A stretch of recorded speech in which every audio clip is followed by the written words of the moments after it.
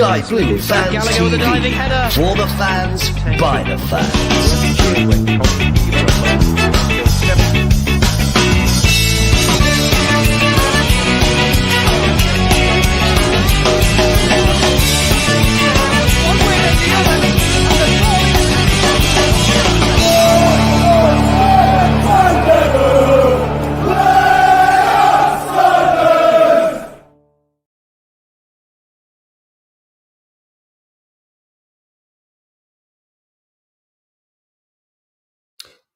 Good evening, welcome to another edition of Sky Blue Fans TV.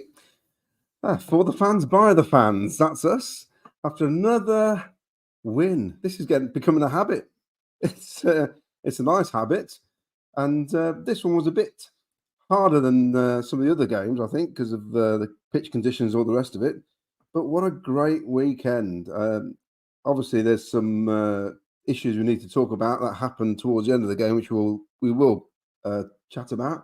But first of all, let's get our guests on. Number one is our Vicky, co-presenter and a member of the team. Good evening, Vicky. Evening, Claudio. Are you okay? I'm good. How are you? Because you were there. Yeah, good. Good day. Like you said, it's a bit of a habit now, these wins, but it's very enjoyable, isn't it? I know. It's funny because in the past we used to be really ecstatic to get a win. And now I'm not really sure how I should be reacting anymore when we get another win. It's almost like, oh, it's another win. Yeah. Tonight we have Paul. Now, Paul's in corporate at Sheffield. So this will be interesting to get the view from the posh seats. So, welcome, Paul, back on again. Good evening, mate.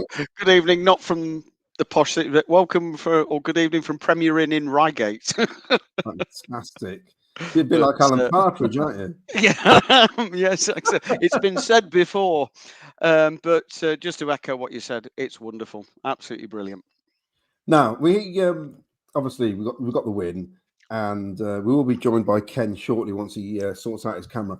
But I thought the thing that surprised me Saturday was the team selection, because I did think he was going to change it. I don't know what you guys thought. I did think Sims would come in for Godden. Victoria, what do you think to that? Yeah, I think we saw done, didn't we? Oh, gone silent. Sorry, Vicky, couldn't hear you then.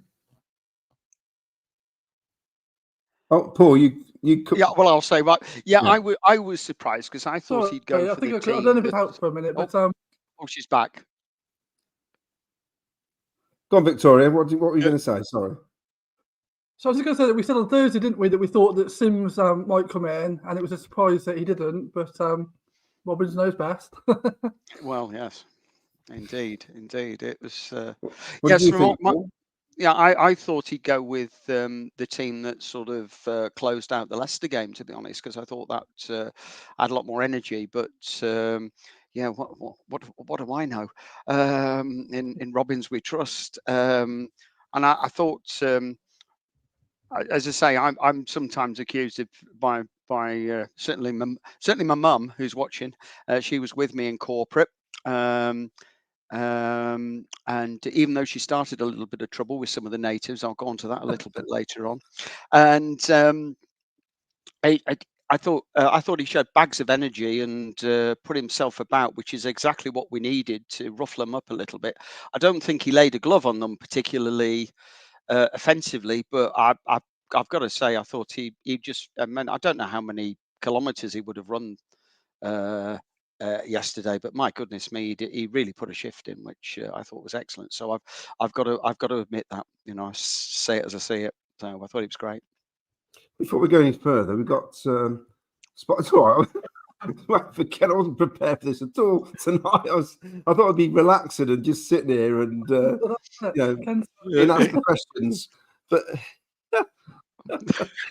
spot the ball. Let's spot the ball. There we go. So get your guesses in. I need Vicky. Have you got a pen and paper there or something? Give me a second. I will get one. Oh, brilliant. So, Paul, what do you reckon, mate? Where do you reckon it is? Well, I always make the mistake of trying to sort of get the angles of where everybody's looking, and it's the ball's always nowhere near where everybody's looking. So I don't know. I'm probably going to go for 19. I think there. I'm going to go for 19. Brilliant. So those watching, if you can get your guesses in. I was going to say probably, Claudio, if this was run by Miles, it would be number 7, wouldn't it? Of course. Well, it would be, yeah. Yeah, it seems to go for a left, but out there on. But what do you reckon, Vic? What do you reckon it is? I'm going to go 17. Oh, I've done 17 as well. Oh, do you? Yeah. Right, so let's talk about the first half. It was quite tight, wasn't it? I thought it. I mean, we seemed in control, and and we deservedly got the first goal. But what do you guys thought? I mean, I just thought we just looked a much better team than they did. I never felt that threatened. And I was watching it here, and it felt comfortable. It just, to me, it just felt like a matter of time before we'd score. Basically, what did you think, Mickey? Yeah, it's pretty much the same, really. And I know that I think the Sheffield Wednesday fan was a little bit offended, wasn't he, on Thursday, that we all said that we were going to win, and he thought we weren't taking it seriously, like that they're being at home. And I think the trouble was that first half really showed why we probably felt like that. They obviously came out to try and do something early, but we just looked defensively solid as we have been now for a while. They couldn't really get past that, and we just looked like we were creating the better chances, and eventually a goal would come, and that was pretty much how I was expecting it to pan out, or hoping it would pan out. And the game really sort of followed the way that I thought it would. Now we've got this sort of momentum, and the players, you could have seen them all playing for one another. Like when we lost the ball, they're fighting to get it back. We're creating chances. I mean, despite the fact that I thought O'Hare and Sakamoto both were relatively quiet from recent performances, we still created a better chances than they did. But I thought they were a bit naughty on Sakamoto, actually. They went in hard on him early on in the first half, and it just seemed to knock him a bit. It was a bit old school tactics, that, isn't it? You know, like back in the day, Vinnie Jones, like coming hard on the sort of player that they going to be a threat and try and keep him out of the game. And that's what they did quite early on. And the trouble is these days, the refs are just a little bit weak on things like that. At one point, I thought Kitchen and Bobby Thomas must have had some sort of bet going how many times they could give the ball away and then just to win it back. It's a bit, I thought the pair of them were like missing a tackle and then coming back and getting the ball. I just thought it was comfortable, but you still had to keep your wits about you because the lad Windass is a decent player. Yeah. You know, and I think, it was a solid performance. And you're right about Sakamoto, O'Hare. I think they doubled up on them quite quickly, actually. Yeah. And we did go down the left a lot more. And we've said this before, haven't we? We tend to go down the left more than the right. But I think that's probably how teams shape up against us to force us down the left, because that is our weaker side. What do you think, Paul? Yeah, because obviously I made the prediction that Southampton obviously scored all their 4 goals from Tats and Milan's right-hand side. But I thought, that was exactly as you said, they were very physical, but they did double up and sometimes treble up on the two of them, which I think created a lot more space for O'Hare and Casey Palmer, who I thought had one of his best games. I know the disgusting thing that happened at the end, but I thought Casey Palmer was just, he lasted the 90 minutes, which I thought was great. He looked stronger and fitter than I think Robbins mentioned that he felt that he'd got himself in condition. I think I'm almost taking it for granted our solidity at the back. Though I would like to pose the question is, does Collins not like to catch the ball? I know he's a great shot stopper, but my goodness me, he did give me the collywobble sometimes that he seems to palm everything out, and which has obviously led to their goal. But he had it was a fantastic save. Firstly, but talking about the first half, I wrote 4 words down because I like to take my notes, as you know, and it was about Sheaf, who I thought was was just head and shoulders the best player on the pitch. And I wrote 4 words down, which was calm, assured, mature, and strong. And I think he's now becoming the player we all hoped he would. And the mantle of captaincy seems to be thriving on it. If I'm honest, he seemed to be a lot more mature that day, and I thought he was excellent. He really was, as well as Well, others. But when we had the players' meeting, and Latibodier and Sheaf were the 2 players at Dillon's, and me and Miles were doing the questions that night, and Ben wasn't phased at all about being captain. That's one of the questions I asked him was, how do you feel about being captain? Is it something? Do you feel any pressure there? And he was like, no, not at all. Which I mean, that kind of surprised me, because I thought he was going to say, yes, I feel a bit of pressure, but there's nothing. He's very confident. He's very cool. The way you see him play is the way he is when you see him in the flesh. He's very calm, very cool, looks the part.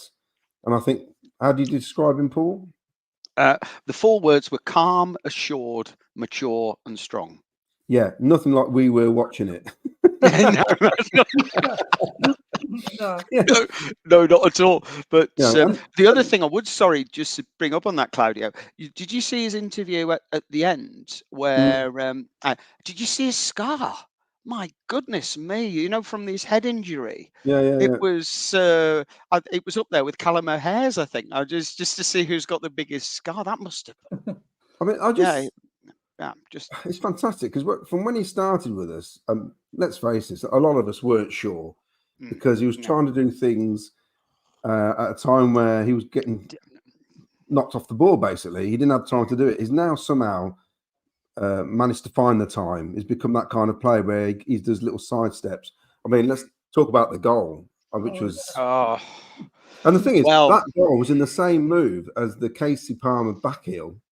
Which we nearly had a chance from, which then broke down. It then went back out again. We sort of rotated it again, whatever, and it went to Ben. And he I think they call it a hot dog, don't they? Where Bannon went sliding past him, and he just sidestepped him. And as soon as he hit it, you're thinking that's going in. And it's funny, because up until that point, like I said, I was watching at home. I hadn't really moved much off the sofa. There hadn't really been anything to get me off on my feet. I just shot up. Both the cats ran out of the room. I just couldn't believe it. There was about 15 of us in the south stand, which was obviously, I mean, for them not doing too well, there was 28,000 there. I think it was a good showing for a team that's in the bottom 3. But we all forgot ourselves, and my mum and I went jumping straight up, and we got told we were disrespectful and to sit down and whatever. But it was a worldie. That's what I said to somebody who said that. I said, I'm sorry, but you've got to get. I mean, we didn't shout or cheer at anything other than the goals, but it was that first touch again. I'd say there's 3 goals that have seen to me as the quality of the 3 players that we've got, which I hope we cherish. Was one the Leicester game, which was Callum O'Hare's first touch, gave him the space to open up. Casey Palmer's worldie against Oxford, just that first touch put him into his stride and bang. And I thought that was Sheaf's was in some ways even better. That first touch that sent Banham, taxi for Banham, and and what a finish. We were right behind that as it curled in, and what a goal.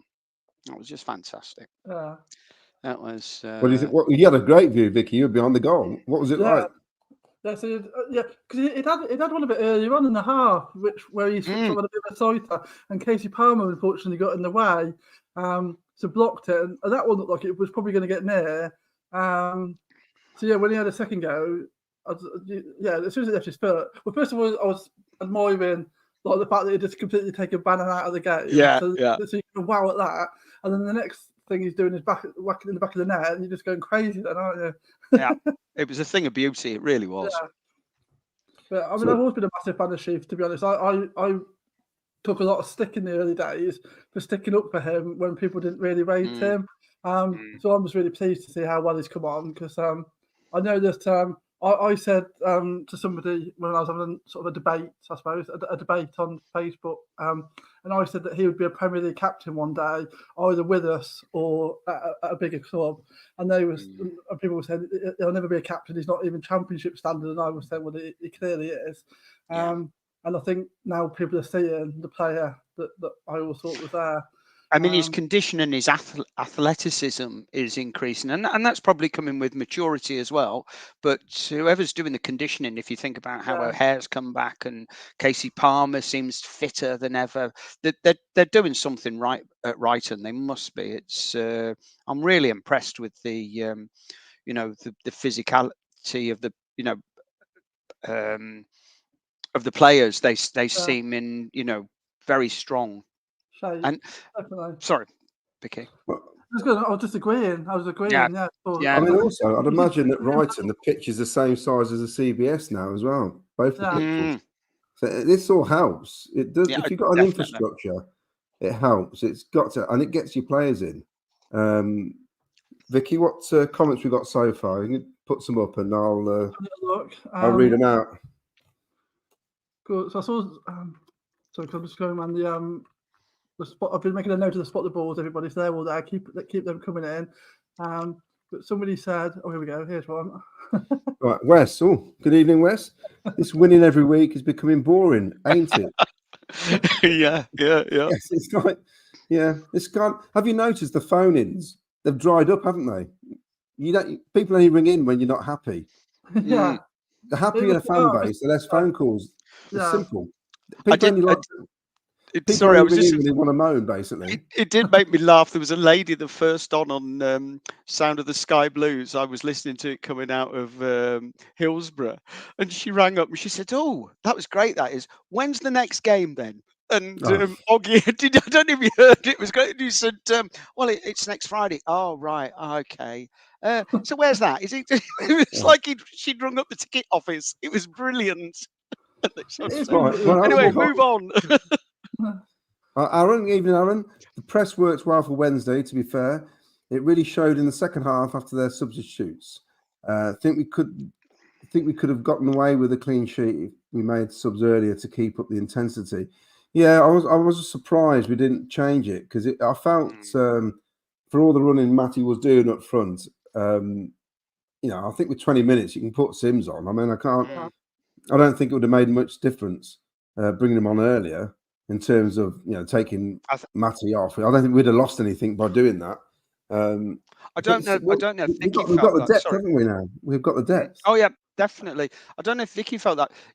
Just before they scored, Vicky, it kind of felt like we let them in a little bit. That they were there for the taking, and I think if he'd made the substitution, I think I made a note here in my notes saying that I think he left his changes a bit late again, and.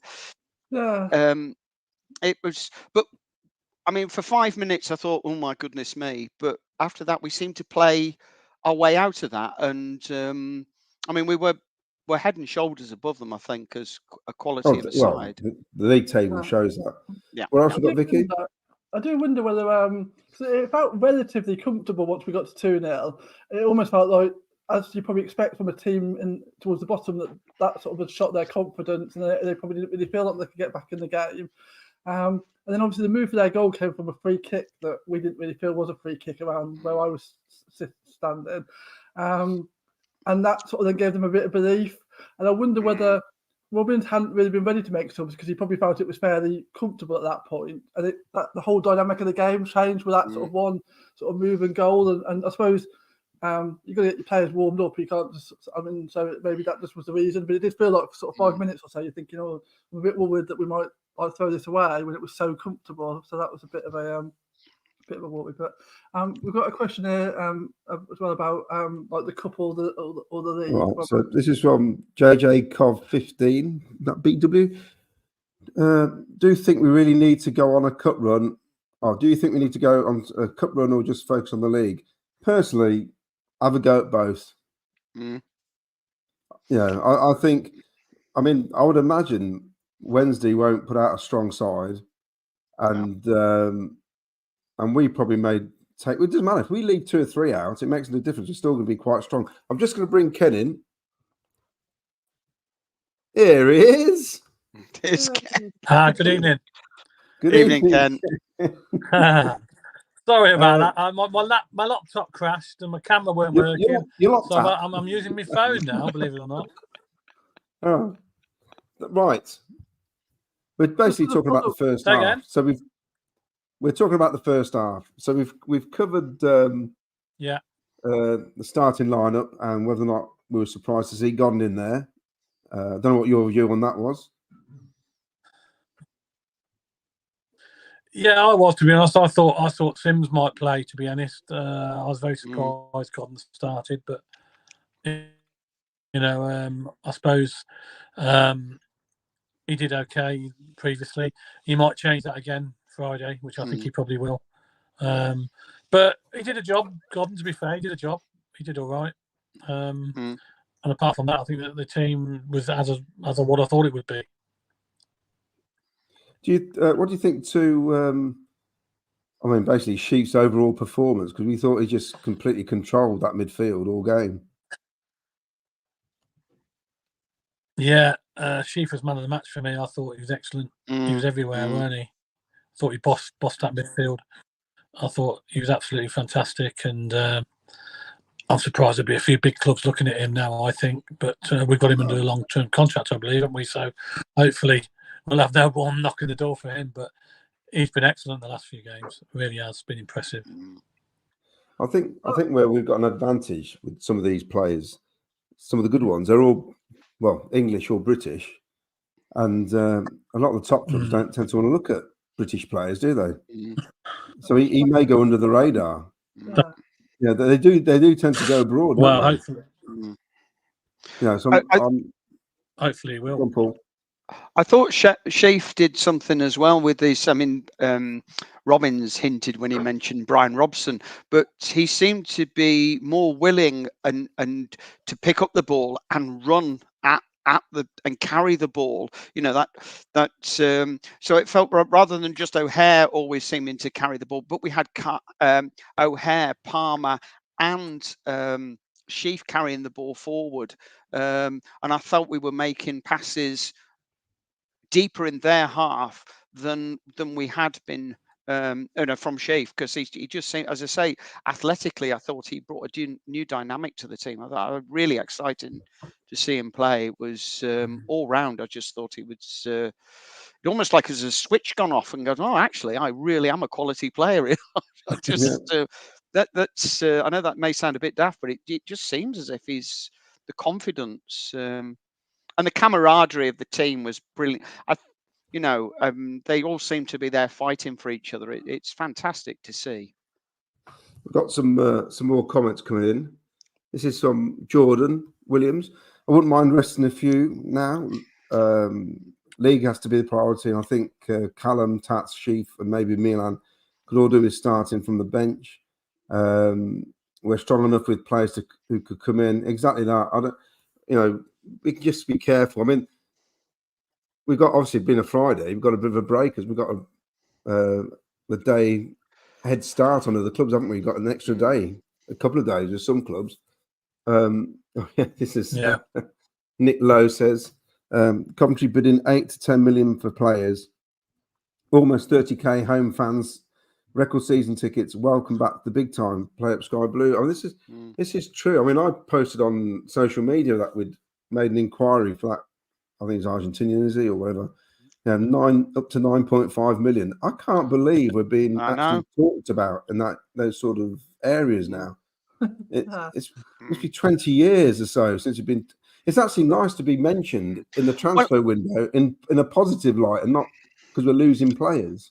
I think we sometimes forget that socially the players are talking to each other, aren't they? They've got a network throughout, and if they're saying, look, Coventry make you a better player, it's a good place to be, that culture, I'm sure that plays into us being considered anyway, in the fact that people feel it's not a step sideways or backwards in their career. Actually, it can be a launch pad. And I think Milan did say, didn't he, when he came in? Milan said that he'd been told by Heyman that we were a club that would make him a better player. So that's good, isn't it? And I think you said everything's positive at the minute. This is quite an interesting comment. Somebody was, I think we probably all saw this on social media, didn't we, about some fans bumping into Doug on the train on the way home. That's right, Adam Shaw. Nice scrappy win. Met Doug King on the train back. Nice bloke. He just sounds like a regular person. I feel vindicated at the minute. I think Miles we've does got. as well. I think we've got a video of that somewhere, haven't we? I think we've got a video. We have. Of I'm that going to try and find it somewhere. I just it's on there. When he arrived, there was a lot of suspicion about it, but I just thought he spoke really well. I thought, he said all the right things, but what's he? He's a new owner. He's going to say those things. I know that, but I just thought he came across well. And at the minute, he's doing exactly what he said he would do. So can't really. I can't see how anybody can complain whatsoever. I thought his video was fantastic. The one where he's getting out of his bed with his was it Wilson's top on, and he turned the Grecian 2000 down. He said, "No, I like the great." It showed a sense of humour. And I thought it was absolutely. It struck the right note, didn't it? Because it's me. We needed cheering up. Yeah. And I think. If I can be a bit negative here, just one negative point. I was a little concerned about Bidwell, if I'm honest. If we seem vulnerable there. I don't know what you guys thought. He wasn't. I suppose he's been so strong since he came back in. It probably wasn't his best performance, and I guess that's the trouble, actually, isn't it? Because we've been hitting such high standards. You then do notice, don't you, if it drops away a little bit? And I think you do. He sort of set himself such high standards in recent weeks that he didn't seem quite up to them, and it's just noticeable. I'm not sure it would, because I think he probably still did. You probably still sort of give him 6 or 7 out of 10, and it's just fell away a little bit, which is a shame. But I mean, we all had off days, haven't we? So I think I'm sure. He seems very professional. I'm sure he'll be looking to improve on that next time he's called in. So yeah. Apparently, our Spot the Ball, we're doing it today and Thursday, and the prize is 2 tickets for the Bristol City home. Yeah, you can win 2 tickets for the Bristol. Yes, that's right. Yes. So I have to make sure we keep the numbers. Yeah, I'll be making a note. I'm making a note. One thing we did notice going into the lounges, by the way, Sorry, Ken. What are you going to say, Ken? No, go ahead. Go on, mate. No, I was just saying about you're right. There's 2 tickets instead of the normal mug. We've got 2 tickets available for the Spot the Ball competition, and that'll run for a couple of programs, and then we'll give the answer out, and we'll draw the winner next Sunday, prior to the Bristol City game on Tuesday night. Brilliant. I'm just going to show this. I think we need to see a goal.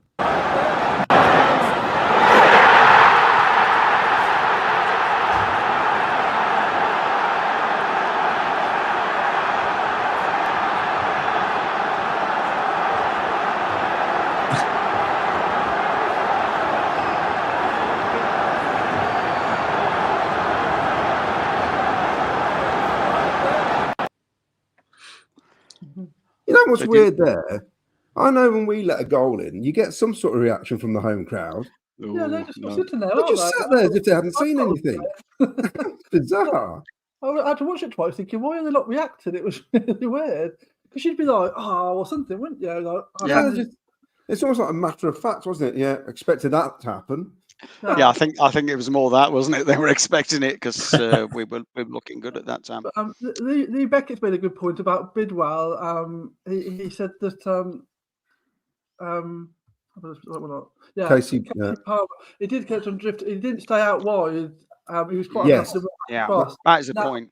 Yeah, it's interesting you mentioned that, Vicky, because I said last week when he was playing out wide and against Leicester, and there was no outlet at one stage.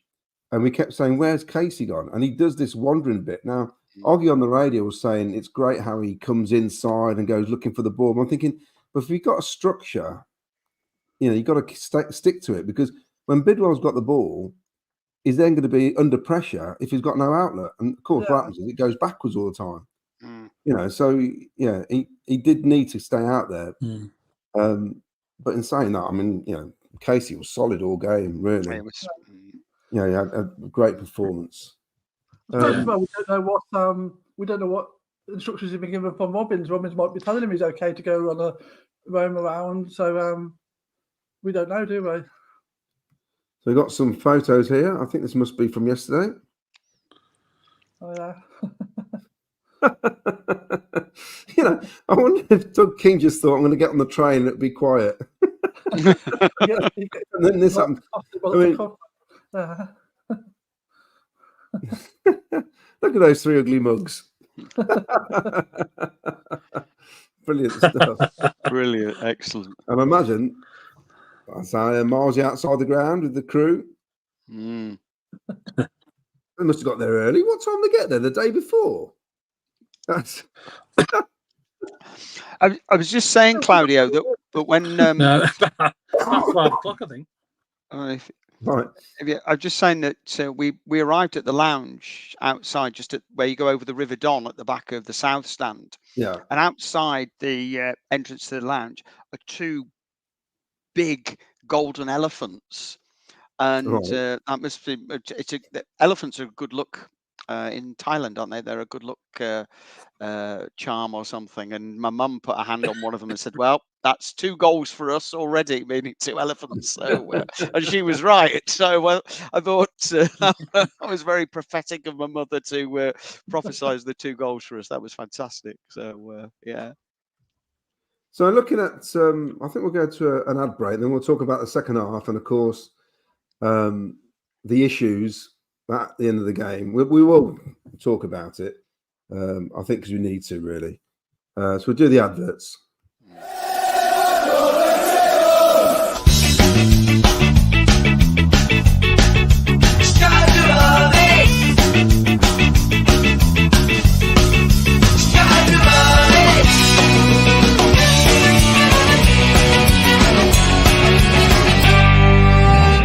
Sky Blue Fans TV, for the fans, by the fans.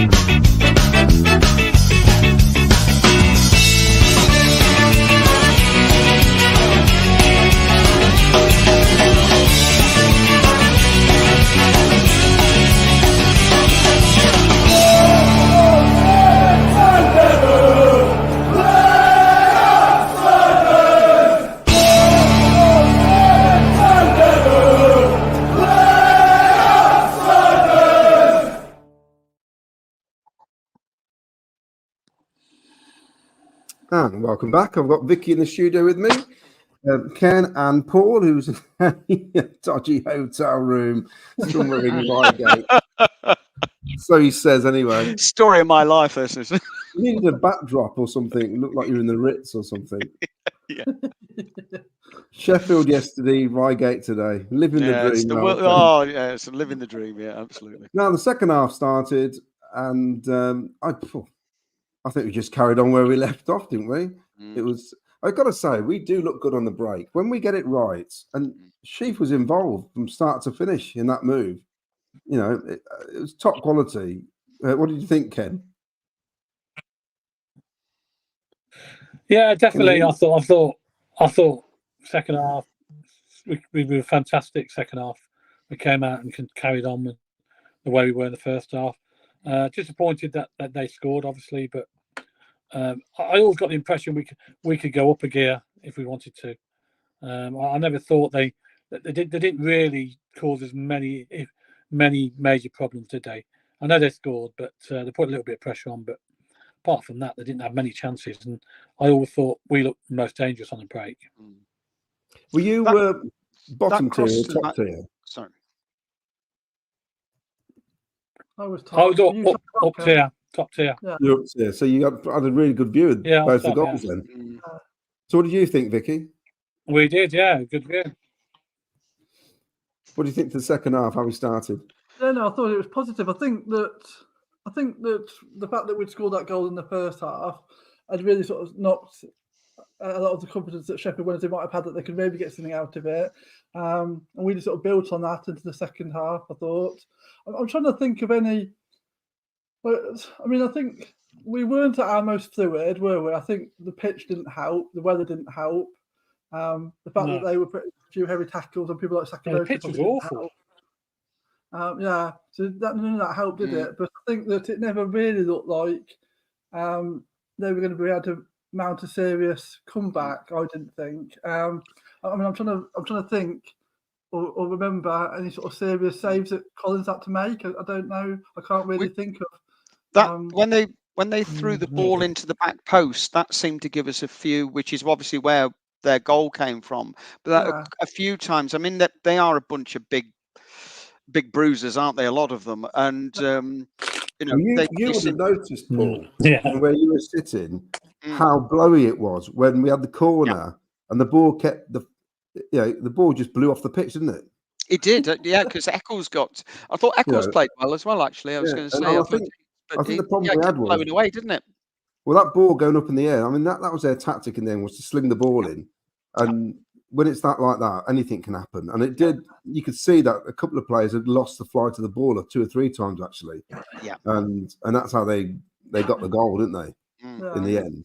But I wasn't. It's funny because when we had 2 up, I'd got my pipe and slippers, and I was puffing away, thinking this is it now. I'd probably get a third, and we probably should have got a third. Really, if anything. In the last third, we can be frustrating because we don't play that right ball still. When we do, it's great. But I would say if you've got 5 times to make that ball, I would say 3 times we don't, which isn't a bad percentage if you get it right twice. But really, we should be aiming for 3 and 4 times, shouldn't we?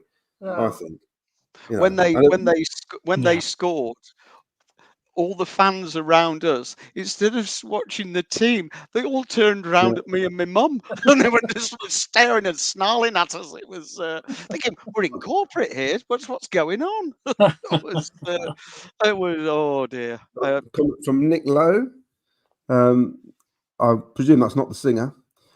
Claudio, can you go back online with that Sheffield Wednesday fan who, despite having less fans recently than us, got beaten again? He's coming on Thursday. He's coming back on Thursday. He sent me a long message this morning, and it was an interesting message, which I'll talk about because of the incident, obviously, at the end of the game. But his sound is coming back on. We're getting to that point, aren't we? Sheffield Wednesday fans were embarrassing yesterday. That's from Christopher Baker. Also, this is interesting from Robin Fletcher. People doing my heading on Facebook keep going on Godden and Sims not doing everything. I don't know what they expect. I mean, me being somebody who used to play up front, to be honest, when I played up front, it was only amateur football and all the rest of it, but if you're a striker, you're there to score goals. And in the end, a lot of the times, that's how you got judged, basically. And I think even in modern day in professional footballers, that's probably how you still get judged now. But if it depends what your role is in that team. And his role, I mean, at the meet, if you remember, when we asked about the lads scoring goals, and I think I said to Callum, it doesn't really matter where we get the goals from as long as the team's scoring. And they just went, and they both went, correct. So that's how they look at it. But don't you think that if you'd seen the performance of the way we closed the game off, and I'm going to talk about what do they say? Is it the dark arts? Yeah. We seem so much more adept at the dark arts. Like, I can't believe Collins didn't get booked. I mean, he'll take 10 minutes about walking out and go and get the ball. But I thought we were into that phase, weren't we, when Sims came on? So we weren't, because somebody said behind me, a Cough fan was saying, "Oh, he's not doing much." But I think we'd switched on the dark arts then a little bit, and we'd stopped really looking to perhaps get a third. I don't know how you guys felt, but we seem to be we're very canny, I've got to say, and I'm glad we are, because we've if you take it back a couple of seasons ago, teams were doing that to us, weren't they? Well, especially at our place. I just thought, I find it funny when Collins can't remember which side of the ball. I mean, I know he can take it from any side, but it takes him a while, doesn't it, to make up his mind? And I suppose when your keeper's doing it, it's great, isn't it? Their commentators are going mad because he kept ignoring the ball that was closest to him and going for the ball that was on the pitch. It was funny. It was. Then he had to get his mud out of the studs. both That's it. sides. That's got to be That's done it. as well every time, because you don't know if lads are genius. Sims, I think you're right, Paul. When by the time he'd come on, it was very much about trying to see the game out. Yes. And there was a spell, like towards the end of the game, where he's gone over to the wing and he's beaten two of their players to make sure they couldn't break away, and he's won the ball back. And you're thinking, if that was all he did in the whole game, it was important, because if they'd have broke away and got that goal, he'd have been slaughtered. But he actually fought then to make sure that we retained possession and did well against two different players. And at the end of the day, he's been sent on to do a job by Robin, which was to see a game out and make sure we got the 3 points. And he did that. I'm not sure that he was sent on by Robbins to necessarily get a goal. I mean, it would have been great if he did, but I think the message was, we need to see this game out. We all need to fight to make sure that they don't get any decent chances, and that's what he did. We almost went into slow motion, didn't we? In some ways, everything took a lot more time, and I'm glad it did, because it quietened the crowd down.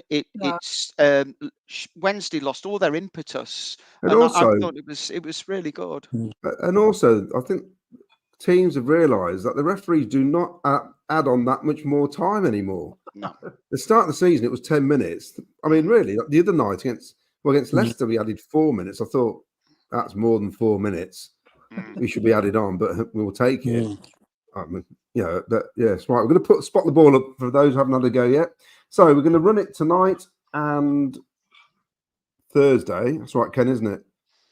And you can win 2 tickets for Bristol City. Sunday. Yeah. There you go. Yeah. Put your guesses in.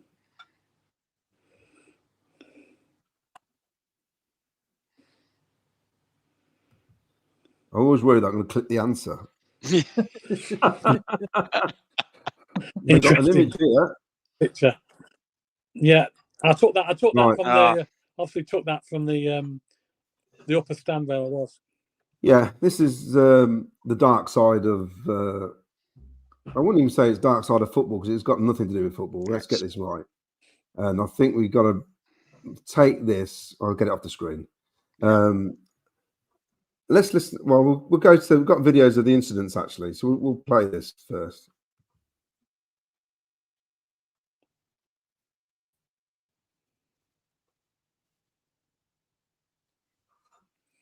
Now this is what I saw when I was watching it, and the 2 commentators just didn't seem to have a clue. They just thought something had been thrown at him.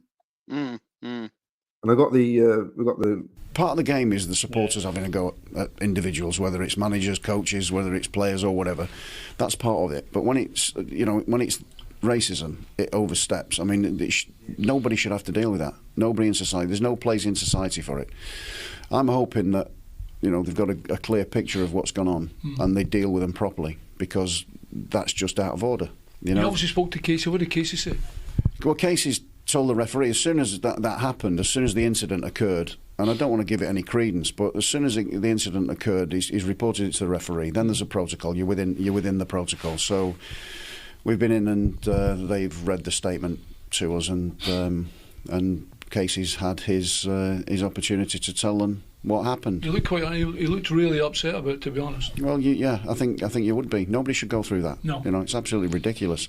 So again, I hope they find out who it is, who's responsible for it, and I hope they punish them. It was not really clear for me, but I think if there was something, our club will looking for this, and then we will find a solution for this for sure. Yeah, but for me it was too many things around this. I think this is a job for our club now. If there was something, and then we will see what is the consequence.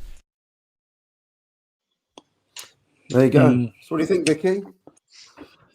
It's a shame, isn't it, that we're having to talk about this minority of idiots again. I think that we know that it exists in all fan bases, sadly, doesn't it? And 99% of us will give it no support at all, but it's just entirely wrong. But I think we're going to be careful not to be trying to towel Sheffield Wednesday fans like Brush. There's a minority there who are wrong. The police will deal with that. And we can support Casey and make sure that we all just act in the right way, really, isn't that, I think, for me. Paul, you were obviously closer than the other guys. Could you see anything? Did you notice anything at all? It looked as if we, to be honest, we thought something had been thrown at him, because I thought Robbins again showed maturity, and he seems to have an ability to sum up a situation and say the right things, and I think he did. And he drew that distinction between the banter of the football, because Casey was winding them up a little bit and they were winding him up, but that's football. That wasn't this is just, it's a disgrace. And no, we couldn't tell. We thought something had been thrown. One thing I would say is that I noticed I don't know which player it was for Wednesday. It was one of their black players that actually came in between Casey Palmer and their crowd and sort of defended Casey, which I thought was excellent. And I'm sure Wednesday are as appalled about this than as we are. Question for you, Ken. It's from Glenn Watkin. Do we pull Palmer out of the firing line for Friday's game? No, I don't think so. I think if you ask Casey, he'll want to play. I think he'll want to play. He'll want to carry on. You can't let people like that win, if you like, people in the crowd. Casey will want to play, whether he does play or not, or whether he was supposed to be playing anyway. I mean, Robbins might have had him down as not playing anyway, regardless of this incident. But I would have liked to think. I think Casey would want to play, because he wouldn't let these people win. Because as we said, they are idiots. They don't deserve to be anything to do with football, and hopefully they'll get punished in the right way with a lifetime ban. Because there's no need for anything like that in this day and age at all. You should not be doing anything like that. And looking at the pictures that we've seen, it seems to be an older fans that are doing it. They don't seem to be young in that picture. So even they should know better. It's just absolutely ridiculous that we're even talking about it. It's just so sad. And Casey Palmer, I'm sure, will want to play. He'll want to play in that game next week, just to be determined for not to let these people win. That's a priority. Not letting this minority win. I mean, you said as well, didn't you, Paul, about the banter that was going on between Casey and some of the fans, and I think you can tell from all of the sort of decent Sheffield Wednesday fans, of which the majority are, have come out on social media and said that that's what they enjoy about a game. You do have a bit of to and fro, and it's the fact that anybody thinks it's acceptable to then take that to another level is what's wrong. Yeah. We shouldn't be looking to try and stop some harmless banter. That's part of football. It's about making sure that the people who think it can go further than that are just stopped and they're kept away from our game. Well, it's an issue of human decency, isn't it? Yeah. And especially with our club, if you think about Coventry with two-tone, and I remember a few years ago that Frankie Dabo actually was talking about that, when we had the third kit, and he said actually he'd been looking into the roots of two-tone music and the specials and selector.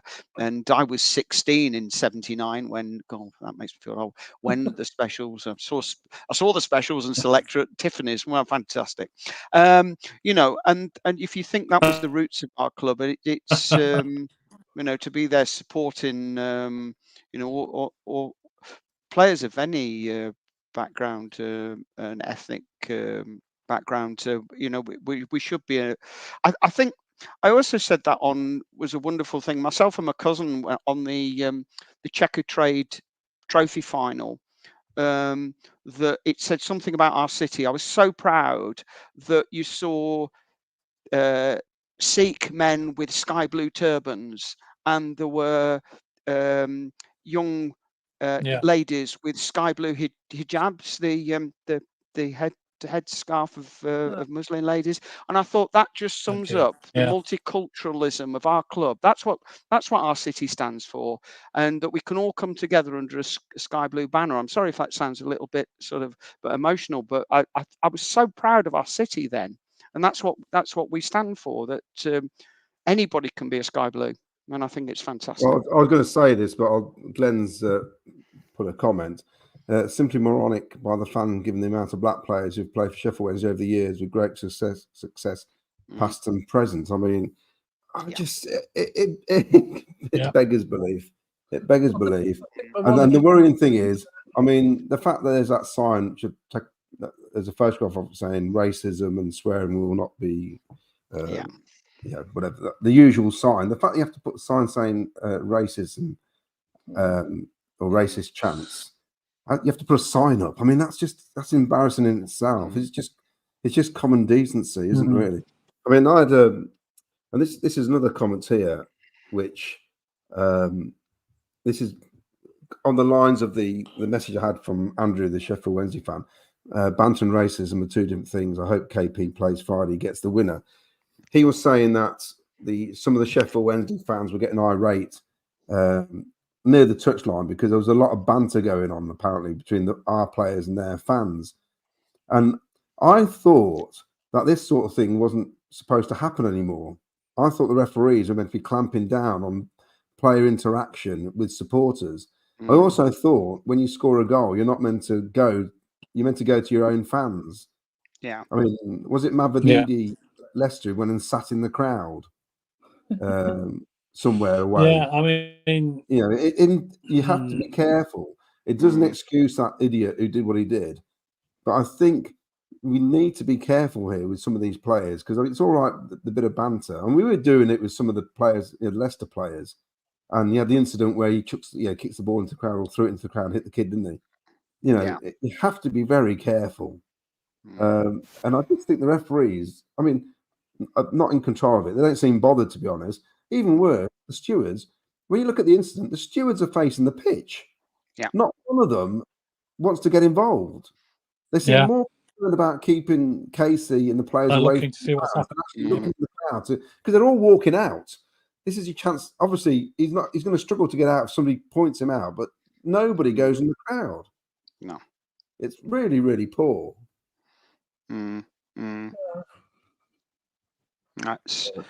well, I'm sure the police have got enough evidence there to get this guy and obviously arrest him and take further action, because there's a clear picture there of who he is. So I'm sure they'll catch up with him.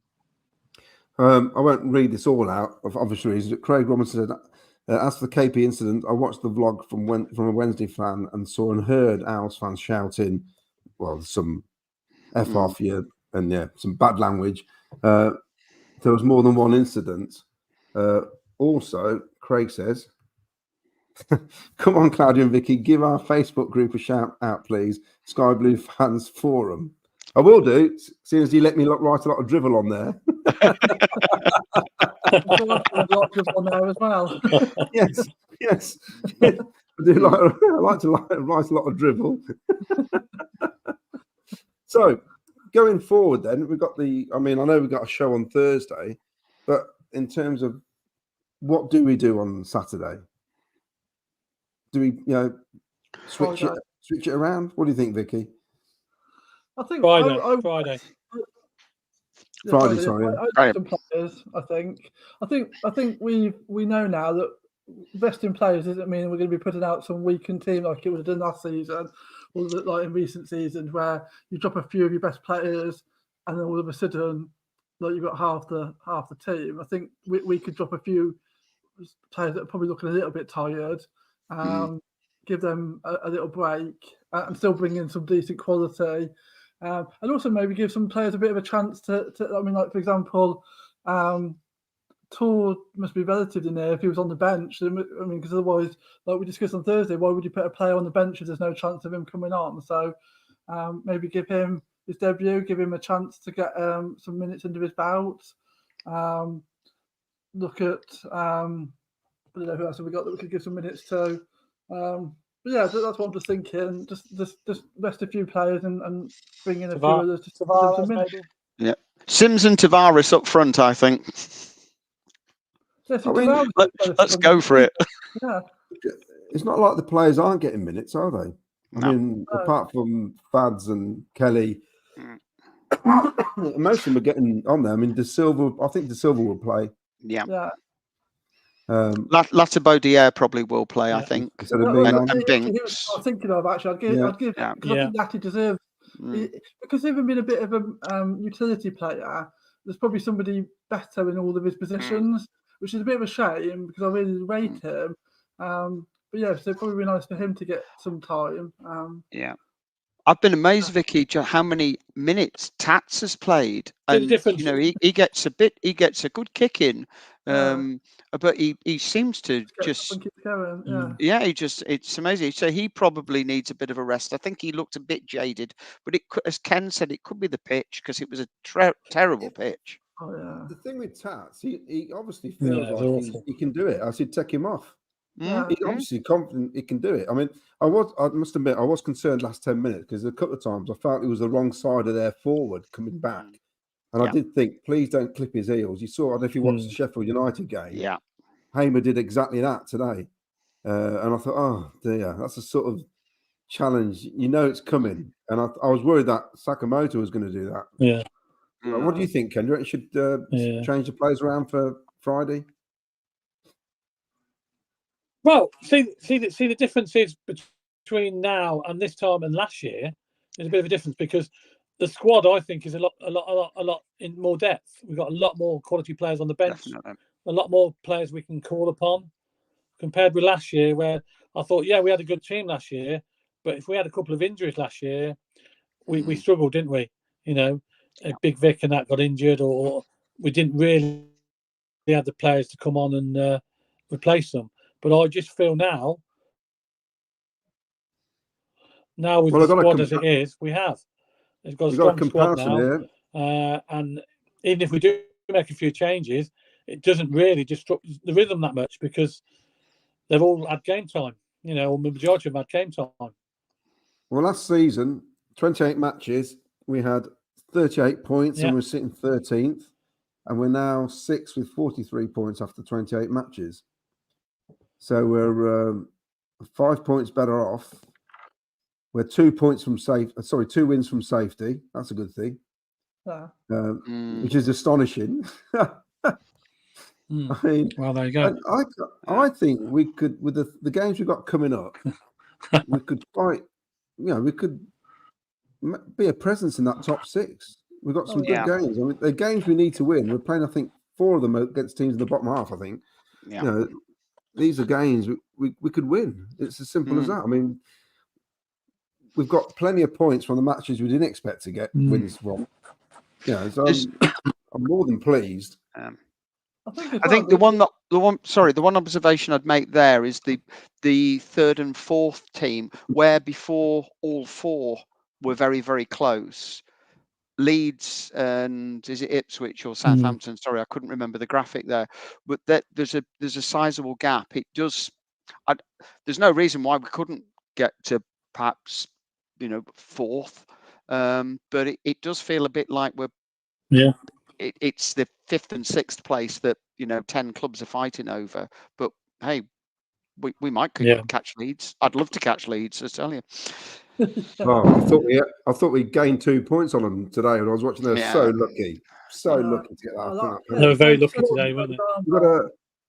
There's a question from Robin Fletcher for Ken, our official of the group. What was Ken's view on the ref? My view on referees this season have been awful. They've been awful, to be honest. A lot of the referees this season. What about yesterday, though, in particular?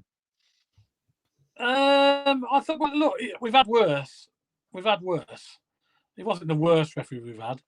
He let a lot go, and he didn't really give us a lot of free kicks out, to be fair. But he's not. Referees are at this level are very inconsistent. Is probably the word. Because we've had some terrible referees, haven't we, this season? To be honest.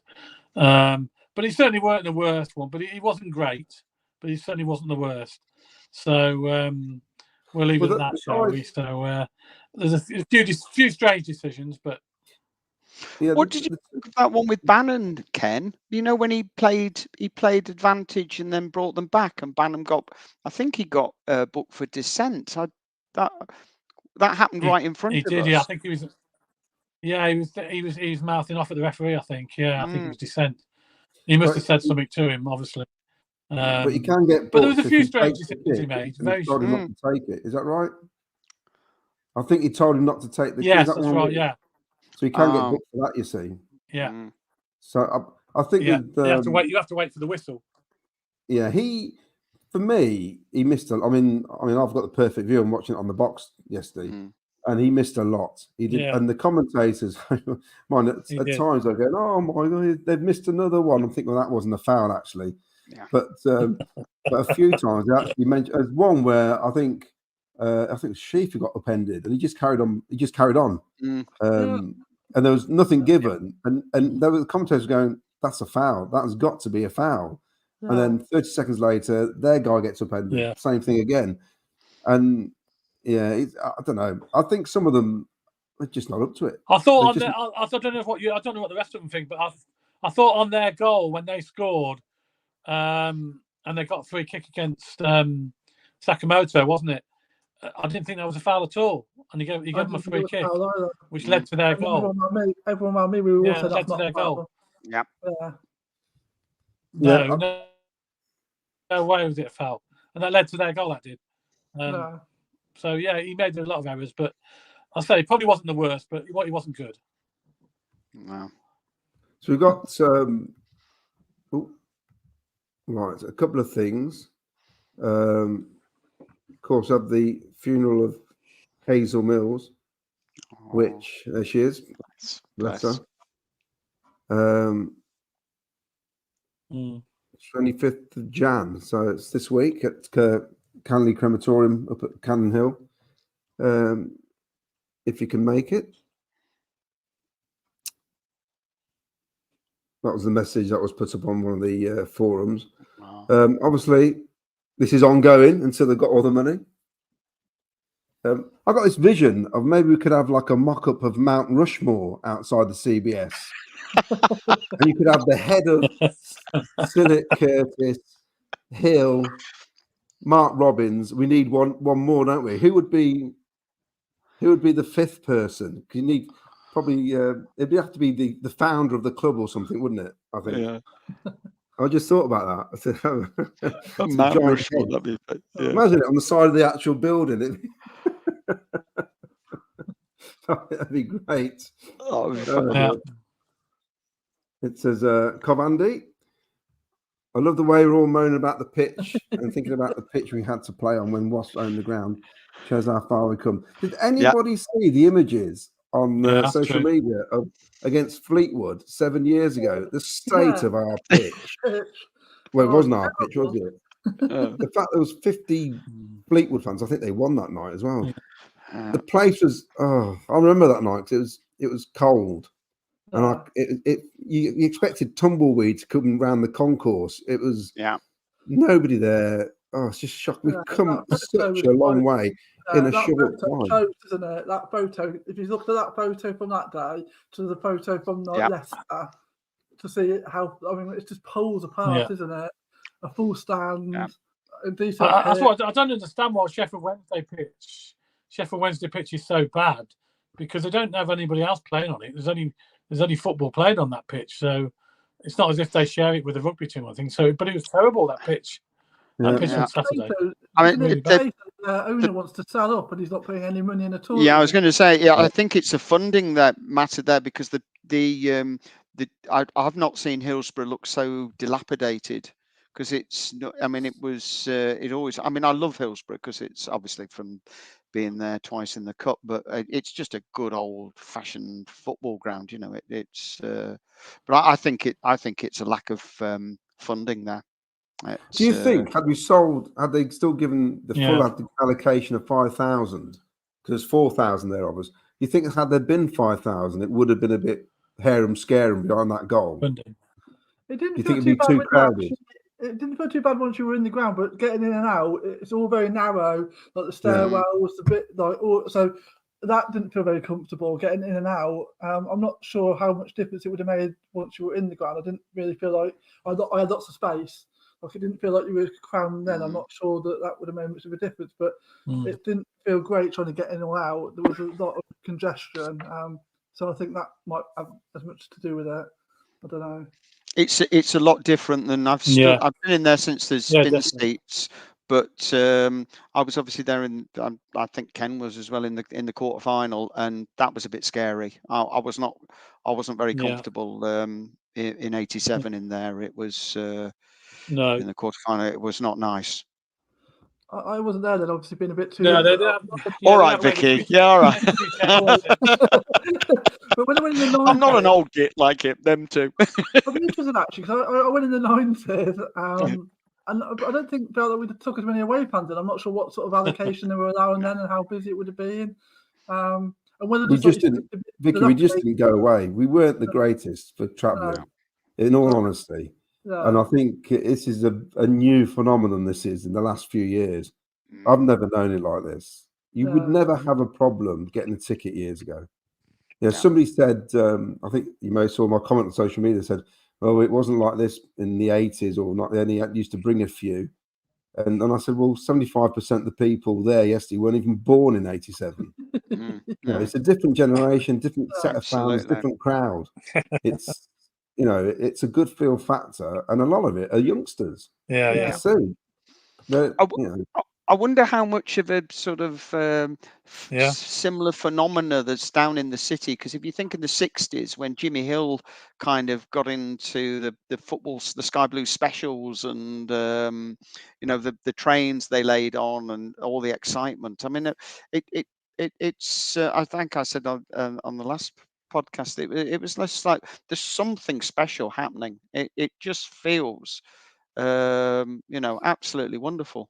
And it was. I just think it's lit a spark, and people.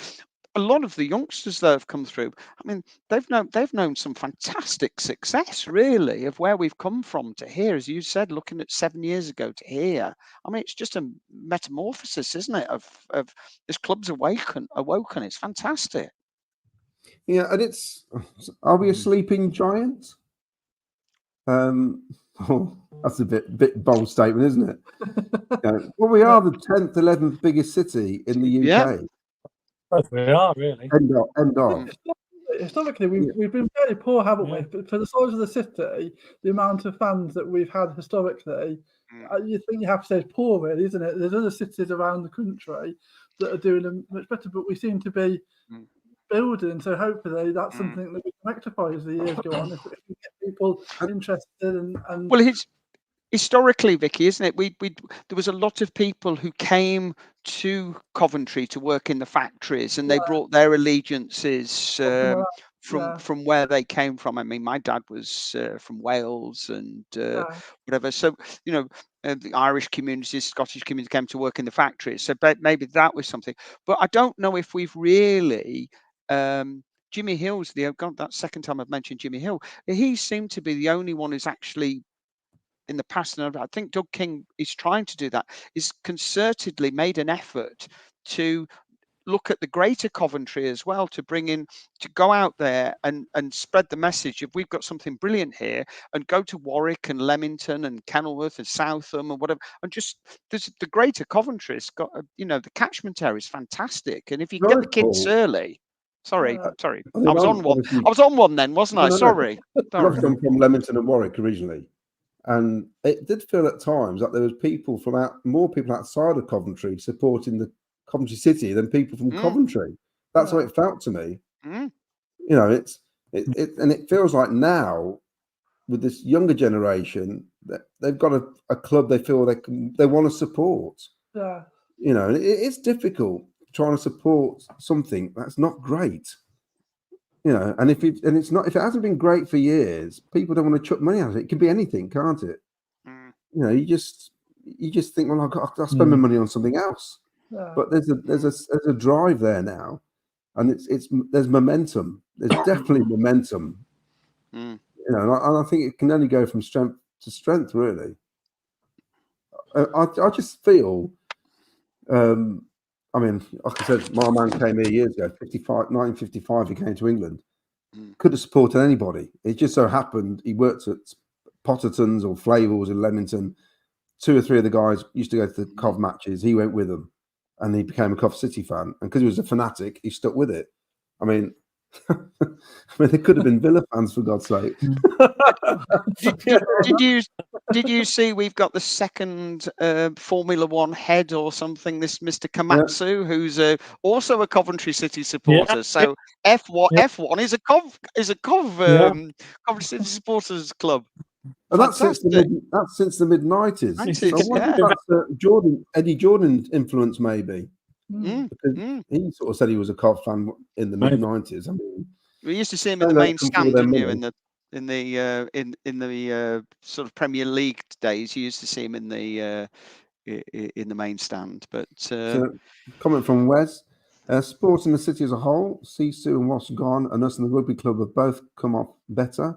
The Blaze are on fire too recently. Can we get the women's football team on a high now? See, I'm confused with the women's football in Coventry because I don't think they're affiliated to the club, are they at all? No, they got separated, didn't they? I think at some point. I don't think. Yeah, because they were originally back in like. I don't think the club put any funding. Yeah. Yeah, I don't think the club put any funding. No. Yeah, it's poor, really, isn't it? But that was from Sisu days, wasn't it? Though. Yeah.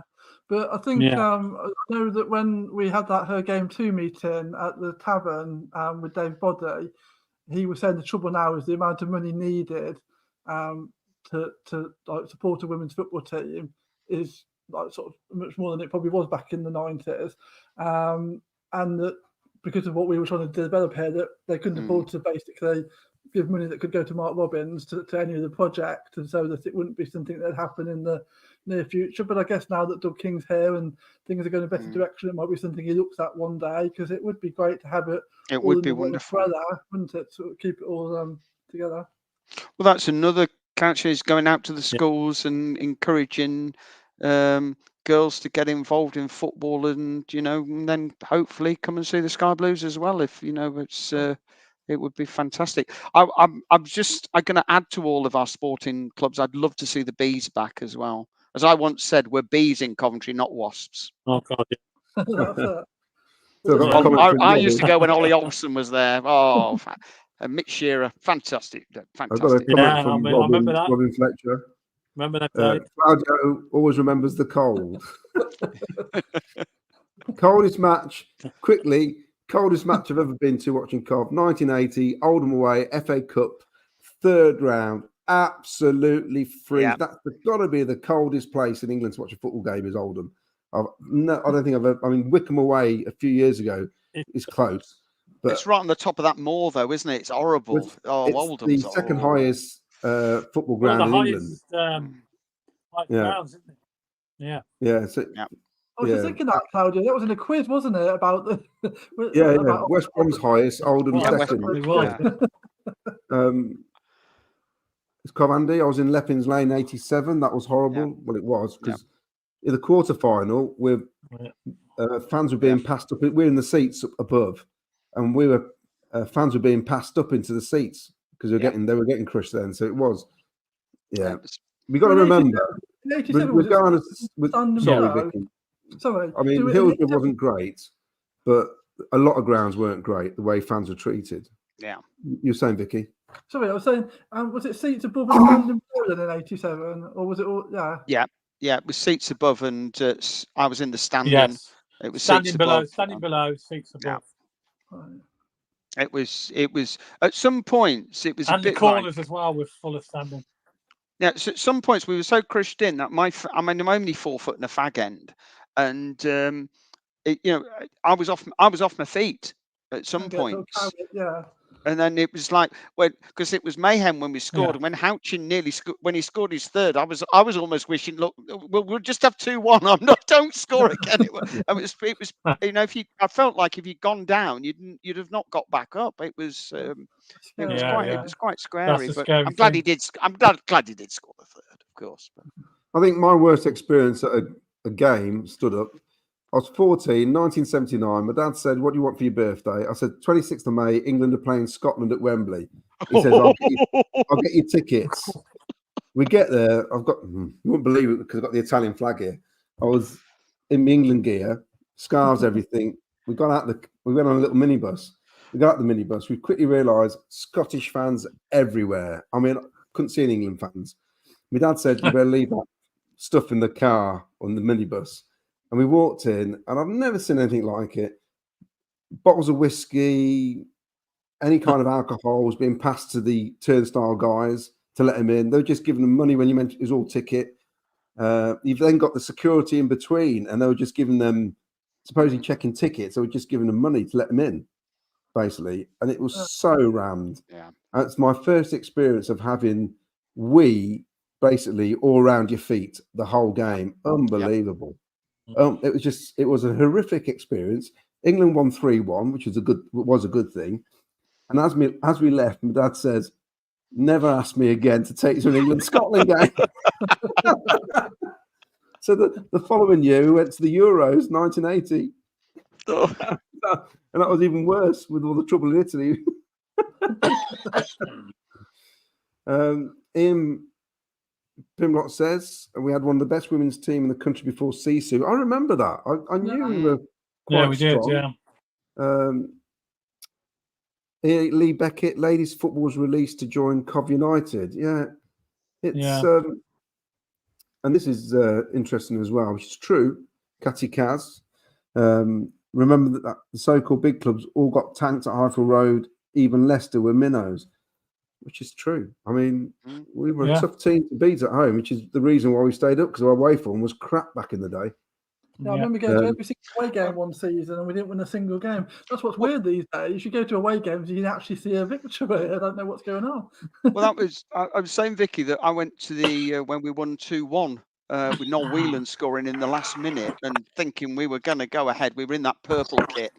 And then we didn't win away for another year. It was like, how could you not win away for a year? I mean, I just got to go thinking this is going to turn around eventually. It just never did. Oh, there. So the Catty Kaz Speedway Stadium was saved this week. That's right. They're not getting permission to, because I think Wolverhampton and to knock it down, haven't they? And Speedway's given the go ahead to start up again.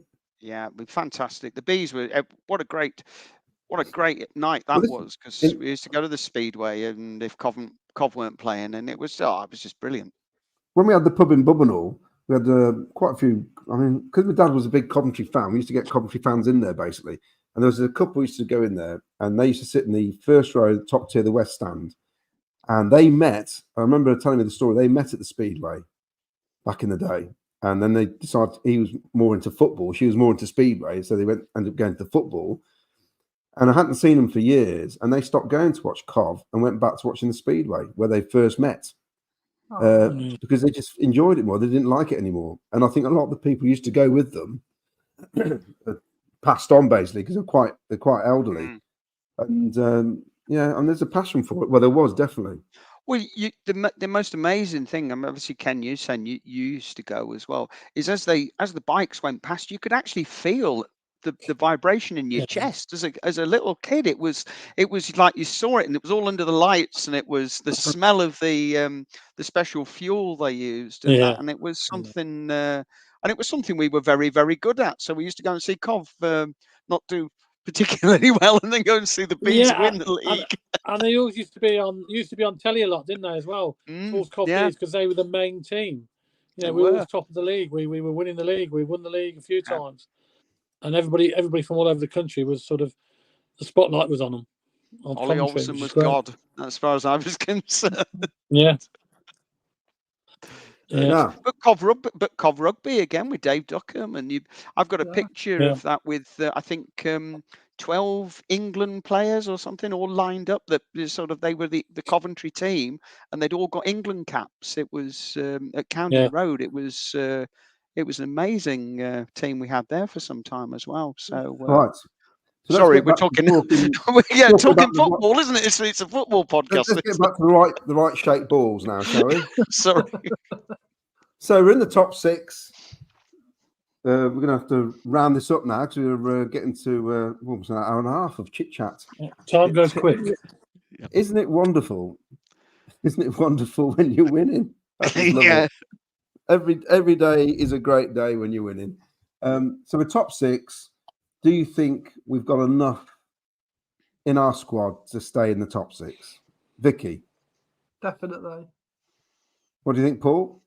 You're going to give me a short answer or a long answer? I'll give a short answer. Go on then. Sorry. Just. Just, that's cool. Oh. Ken? Yeah, without a doubt, I think we've got a strong enough squad, and stronger squad than we had last year. So yes. Yeah, and I think you're right, Ken. I think we've got that bit of depth, haven't we? If you think of some of the games last season on the bench where we couldn't fill the space, we got empty seats. I mean, we could have all sat on the bench. Had 2 goalkeepers. Well, we had 3. 2 goalkeepers. That's right. That's ridiculous. Yeah, like kids as well with no real experience, having to just make up numbers and everything. Yeah. And now you look at the bench and you think that's players that could change a game, like can actually come on and contribute something, don't you? Really? Yeah. Right, let's go. Spot of the ball. Spot of the ball. Spot of the ball.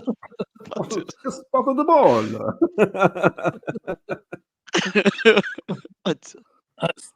Yeah, taken on Saturday from the hierarchy of the top stand at Leppings Lane. You must have been Ken. I was more in line with the penalty at Fox. Right. I think we just about covered everything. Yeah. Let's hope. Yeah. So anybody wants to, competition wise, if when we go off air, you can email your answer in as well. So if you get scarberryfanstv@gmail.com, send us an email with your answer, and you're going to draw. Well, I have written down all the ones. So if you've done it on the show, I've made a note. And you've got another chance next Thursday. Yes, we're back on Thursday with Andrew, the Sheffield Wednesday fan. And as we know, Andrew will have a lot to say. But if we cover similar things to what we covered tonight, we will do. But we're mainly going to talk about the FA Cup. So I'll be doing a little quiz. It'll be FA Cup based quiz. And I think it will be, I think it'll be quite fun. Yeah. So thanks all for listening. Thank you, Vicky, Ken, and Paul for coming on from your fantastic room there. Looks great there. It looks fantastic. Oh, thanks, mate. Yeah. And we'll see you all Thursday.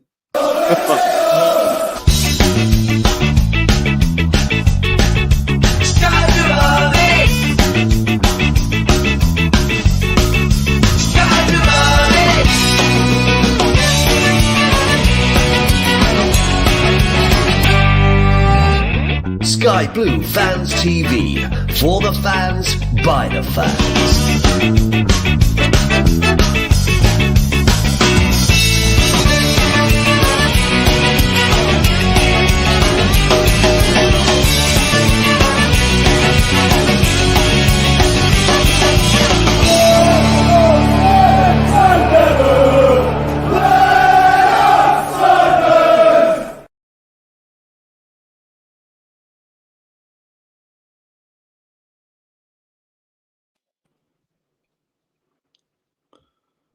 That's better. That's fair. Are we still on? I'm not sure. Still live. Yeah.